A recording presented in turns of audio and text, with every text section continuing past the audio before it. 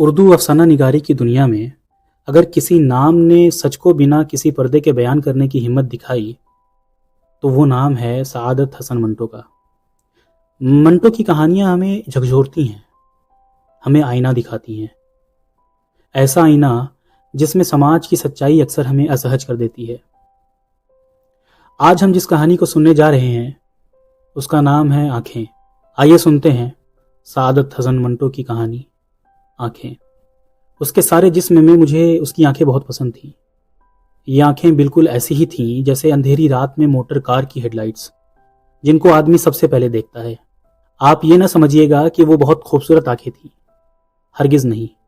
میں خوبصورتی اور بدصورتی میں تمیز کر سکتا ہوں، لیکن معاف کیجیے گا، ان آنکھوں کے معاملے میں صرف اتنا ہی کہہ سکتا ہوں کہ وہ خوبصورت نہیں تھی، لیکن اس کے باوجود ان میں بے پناہ کشش تھی۔ میری اور ان آنکھوں کی ملاقات ایک ہسپتال میں ہوئی۔ میں اس ہسپتال کا نام آپ کو بتانا نہیں چاہتا، اس لیے کہ اس سے میرے اس افسانے کو کوئی فائدہ نہیں پہنچے گا۔ بس آپ یہی سمجھ لیجئے کہ ایک ہسپتال تھا جس میں میرا ایک عزیز آپریشن کرانے کے بعد اپنی زندگی کے آخری سانس لے رہا تھا۔ یوں تو میں تیمارداری کا قائل نہیں، مریضوں کے پاس جا کر ان کو دم دلاسا دینا بھی مجھے نہیں آتا، لیکن اپنی بیوی کے پیہم اصرار پر مجھے جانا پڑا کہ میں اپنے مرنے والے عزیز کو اپنے خلوص اور محبت کا ثبوت دے سکوں۔ یقین مانیے کہ مجھے سخت کوفت ہو رہی تھی۔ اسپتال کے نام ہی سے مجھے نفرت ہے، معلوم نہیں کیوں۔ شاید اس لیے کہ ایک بار بمبئی میں اپنی بوڑھی ہمسائی کو، جس کی کلائی میں موچ آ گئی تھی، مجھے جے اسپتال لے جانا پڑا تھا۔ وہاں کیجویلٹی ڈپارٹمنٹ میں مجھے کم از کم 2.5 گھنٹے انتظار کرنا پڑا تھا۔ وہاں میں جس آدمی سے ملا، لوہے کے مانند سرد اور بے حس تھا۔ میں ان آنکھوں کا ذکر کر رہا تھا جو مجھے بہت پسند تھی۔ پسند کا معاملہ انفرادی حیثیت رکھتا ہے۔ بہت ممکن ہے اگر آپ یہ آنکھیں دیکھتے تو آپ کے دل و دماغ میں کوئی رد عمل پیدا نہ ہوتا۔ یہ بھی ممکن ہے کہ آپ سے اگر ان کے بارے میں کوئی رائے طلب کی جاتی تو آپ کہہ دیتے نہایت واہیات آنکھیں ہیں۔ لیکن جب میں نے اس لڑکی کو دیکھا تو سب سے پہلے مجھے اس کی آنکھوں نے اپنی طرف متوجہ کیا۔ وہ برقع پہنے ہوئی تھی، مگر نقاب اٹھا ہوا تھا۔ اس کے ہاتھ میں دوا کی بوتل تھی اور وہ جنرل وارڈ کے برآمدے میں ایک چھوٹے سے لڑکے کے ساتھ چلی آ رہی تھی۔ میں نے اس کی طرف دیکھا تو اس کی آنکھوں میں، جو بڑی تھیں نہ چھوٹی، سیاہ تھی نہ بھوری، نیلی تھی نہ سبز، ایک عجیب قسم کی چمک پیدا ہوئی۔ میرے قدم رک گئے، وہ بھی ٹھہر گئی۔ اس نے اپنے ساتھی لڑکے کا ہاتھ پکڑا اور بوکھلائی ہوئی آواز میں کہا، تم سے چلا نہیں جاتا؟ لڑکے نے اپنی کلائی چھڑائی اور تیزی سے کہا، چل تو رہا ہوں، تو اندھی ہے۔ میں نے یہ سنا تو اس لڑکی کی آنکھوں کی طرف دوبارہ دیکھا۔ اس کے سارے وجود میں صرف اس کی آنکھیں ہی تھیں جو پسند آئی تھی۔ میں آگے بڑھا اور اس کے پاس پہنچ گیا۔ اس نے مجھے پلکیں نہ جھپکنے والی آنکھوں سے دیکھا اور پوچھا، ایکس رے کہاں لیا جاتا ہے؟ اتفاق کی بات ہے کہ ان دنوں ایکس رے ڈپارٹمنٹ میں میرا ایک دوست کام کر رہا تھا اور میں اسی سے ملنے کے لیے آیا تھا۔ میں نے اس لڑکی سے کہا، آؤ میں تمہیں وہاں لے چلتا ہوں، میں بھی ادھر ہی جا رہا ہوں۔ لڑکی نے اپنے ساتھی لڑکے کا ہاتھ پکڑا اور میرے ساتھ چل پڑی۔ میں نے ڈاکٹر صادق کو پوچھا تو معلوم ہوا کہ وہ ایکس رے لینے میں مصروف ہے۔ دروازہ بند تھا اور باہر مریضوں کی بھیڑ لگی تھی۔ میں نے دروازہ کھٹکھٹایا۔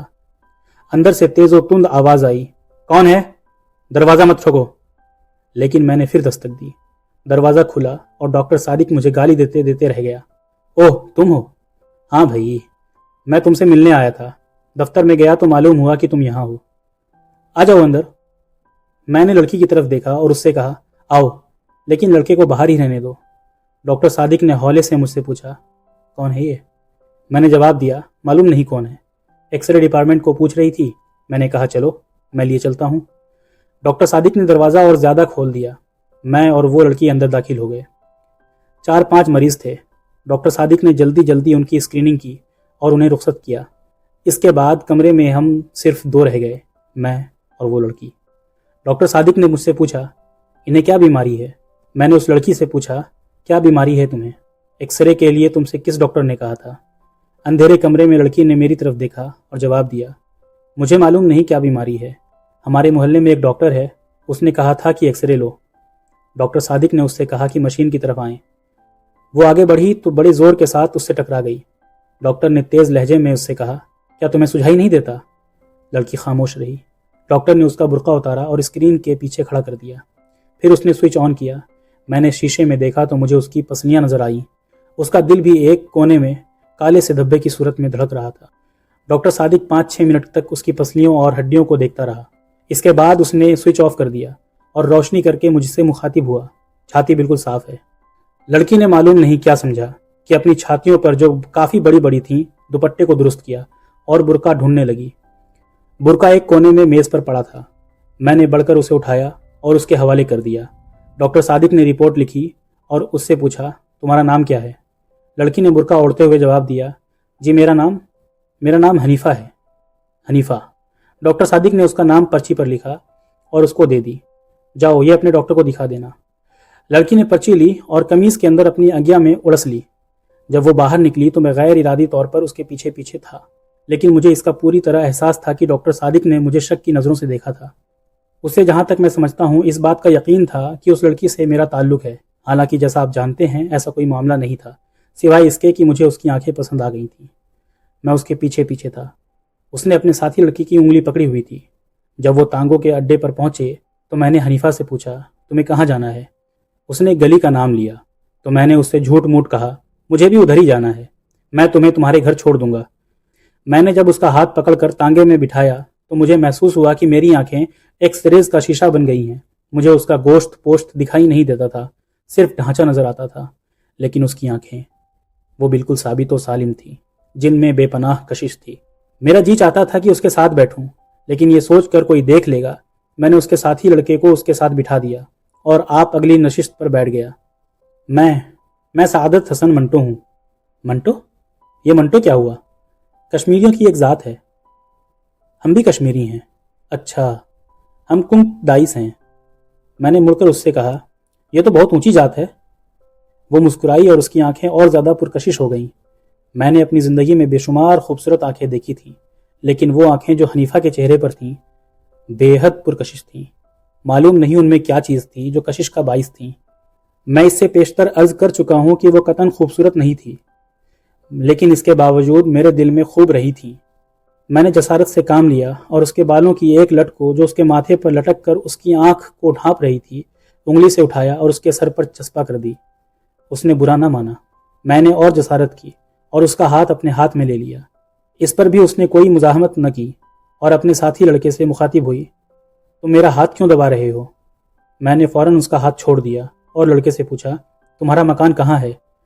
لڑکے نے ہاتھ کا اشارہ کیا، اس بازار میں۔ تانگے نے ادھر کا رخ لیا۔ بازار میں بہت بھیڑ تھی، ٹریفک بھی معمول سے زیادہ۔ تانگا رک رک کر چل رہا تھا۔ سڑک میں چونکہ گڈھے تھے اس لیے زور کے دھچکے لگ رہے تھے۔ بار بار اس کا سر میرے کندھوں سے ٹکراتا تھا اور میرا جی چاہتا تھا کہ اسے اپنے جانوں پر رکھ لوں اور اس کی آنکھیں دیکھتا رہوں۔ تھوڑی دیر کے بعد ان کا گھر آ گیا۔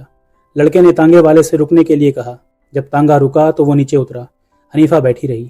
میں نے اس سے کہا، تمہارا گھر آ گیا ہے۔ حنیفہ نے مڑ کر میری طرف عجیب و غریب آنکھوں سے دیکھا۔ بدرو کہاں ہے؟ میں نے اس سے پوچھا، کون بدرو؟ وہ لڑکا جو میرے ساتھ تھا۔ میں نے لڑکے کی طرف دیکھا جو تانگے کے پاس ہی تھا۔ یہ کھڑا تو ہے۔ اچھا، یہ کہہ کر اس نے بدرو سے کہا، بدرو مجھے اتار تو دو۔ بدرو نے اس کا ہاتھ پکڑا اور بڑی مشکل سے نیچے اتارا۔ میں سخت متحیر تھا۔